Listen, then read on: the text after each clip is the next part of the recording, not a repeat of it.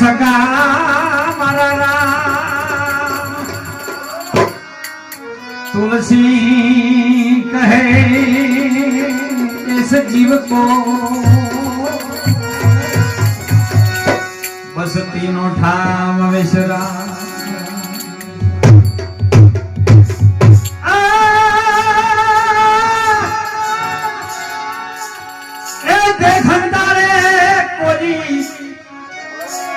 ये हारे दिल मायना सारू खंतारे कोई ये घट माया ए निरे खंतारे कोई हारे दिल माया धनन धनन धनन जलनी मागे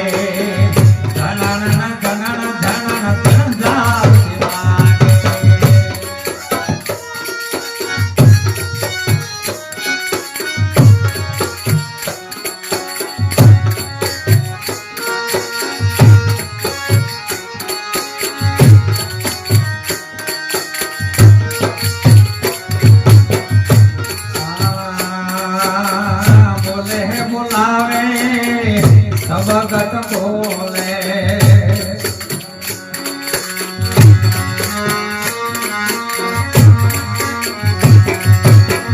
सब भगवान तो बोलो हे समाज बोले बुलावे सब भगत बोले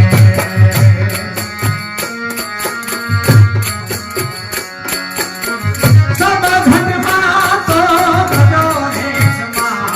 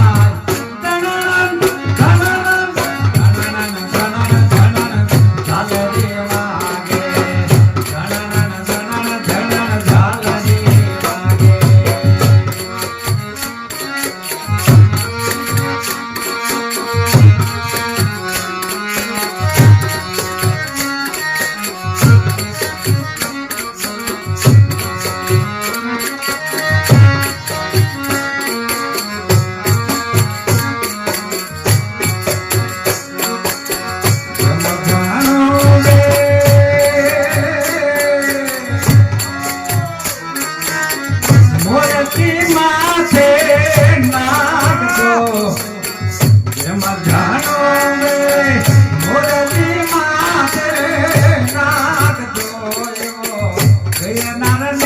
જો તેને રોકાઈ જો તનો બેયો હેરો આદરની માટે રોકાઈ જો તનો બેયો ઉપડ બાવા તો હળવો હળવો એ હાલ જો ઉપડ બાવા તો ધીમો ધીમો એ હાલ જો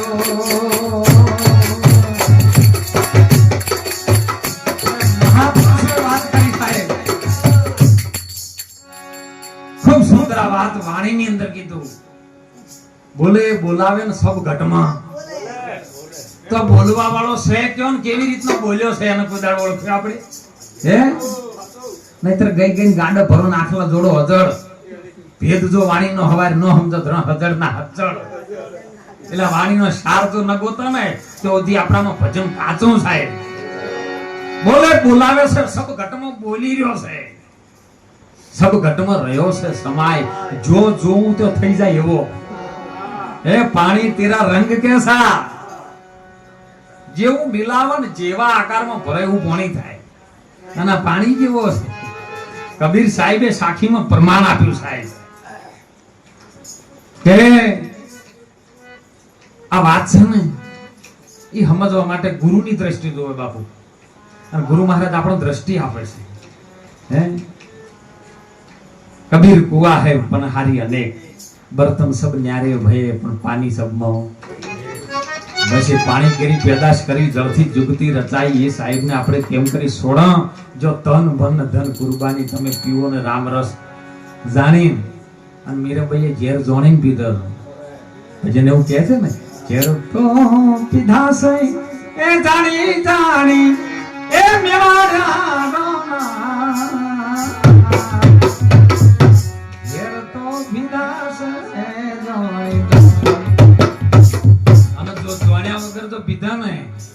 તો કદાચ મોહરું થાય ઝાડા થઈ જાય અને જો નહીં પચાઈ શકો તો ઉલટી થાય જાણીને પીજો દરેક પીવા જેવું છે પણ સત્સંગ રસ જો પીજો ને ગુરુ મહારાજનો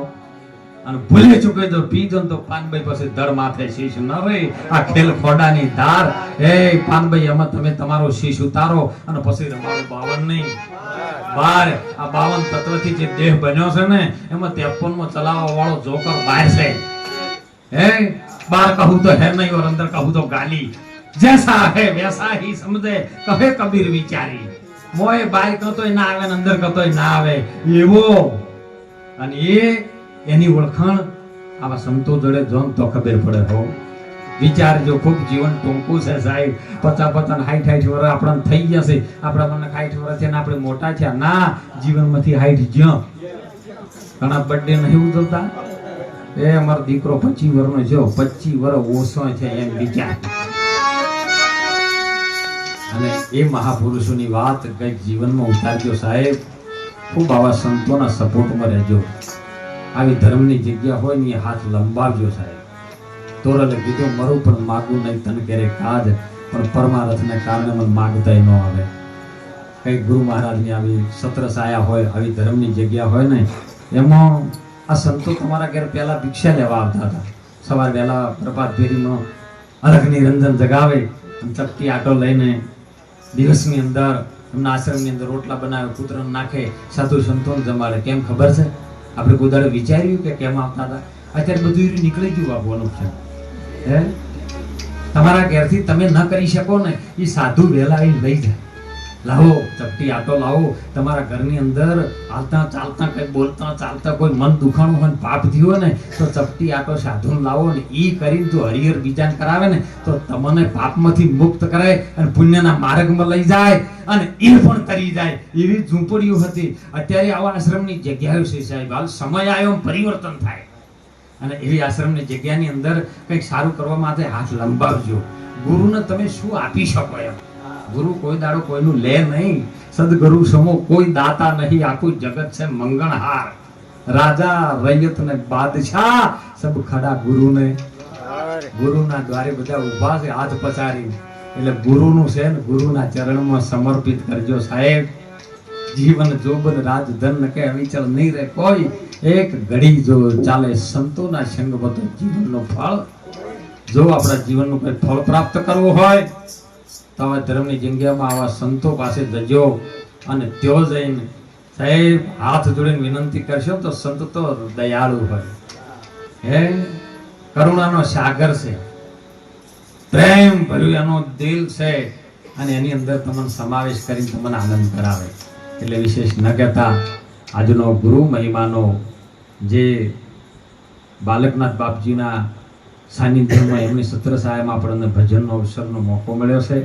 આપણે બધા જે પૂર્વ ખાતાના જે જીવાતમાં હતા એ ભેળા થયા છે સાહેબ. આવતા ને આવતા તો ઘણું ટોળું ભેળું હતું બાબુ, પણ નતું કીધું કે પહેલા યુગમાં 15 કરોડની મંડળી હતી, 5 કરોડ સીધા 10 કરોડ ફેલ ગયા. અત્યારે એ તો કોઈ ખાવા આવે કોઈ નિંદા કરવા આવે, પણ એ આવતા રહેજો બધાય. એ નિંદા કરવા વાળા હું તો કહું વધારે આવજો, તમે નિંદા નહીં કરો પગરશે કરવું. બીજો કોઈ અમારી પાસે સાબુ નથી, પણ કોઈ એવું કરી જાય બાપુ આમ કર્યું બાપુ આમ કર્યું, એ ધોજો